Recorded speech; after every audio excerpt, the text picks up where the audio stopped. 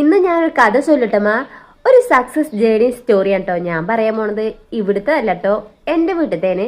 എൻ്റെ ഉമ്മച്ചിക്കും ഉപ്പച്ചിക്കും ഞങ്ങൾ 2 പെൺകുട്ടികളാണ് കേട്ടോ. ഞാൻ 4ാം ക്ലാസ്സിലൊക്കെ പഠിക്കുമ്പോൾ ഇപ്പൊ ഗൾഫിൽ നിന്ന് നാട്ടിൽ നല്ലൊരു വീട് വെച്ചിട്ടോ, 1000 സ്ക്വയർ ഫീറ്റ് നല്ല അടിപൊളി വീടൊക്കെ വെച്ചു. പിന്നെ അതുപോലെ ലോൺ സ്ഥലങ്ങൾ വാങ്ങി, പിന്നെ ലോൺ അത് വീട്ടും, പിന്നെ ലോൺ എടുക്കും. അങ്ങനെ വണ്ടികൾ വാങ്ങി, അങ്ങനെ ഇപ്പോൾ ഒരുപാട് സ്ഥലങ്ങളും വണ്ടികളൊക്കെ സ്വന്തമാക്കിട്ടോ. അങ്ങനെ വീട്ടും ചെയ്യും ഇപ്പൊ ലോണ്. അത് ഇപ്പം ഒരു പാഷനായിട്ട് മാറിട്ടോ. അങ്ങനെ ഇപ്പൊ നാട്ടിൽ ലോൺ എടുത്തിട്ട് ബിസിനസ് ചെയ്തിട്ടോ പിടിച്ചു നിൽക്കാൻ പറ്റും എന്ന് വിചാരിച്ചു കൊടുത്ത് അതാണ് തകർത്തിട്ടോ പെട്ടെന്ന് തന്നെ. അങ്ങനെ എല്ലാം നഷ്ടപ്പെട്ടു. കടങ്ങളൊക്കെ വീട്ടാൻ വേണ്ടിയിട്ട് എല്ലാ സ്വത്തുക്കളും വിൽക്കും ചെയ്തിട്ടോ.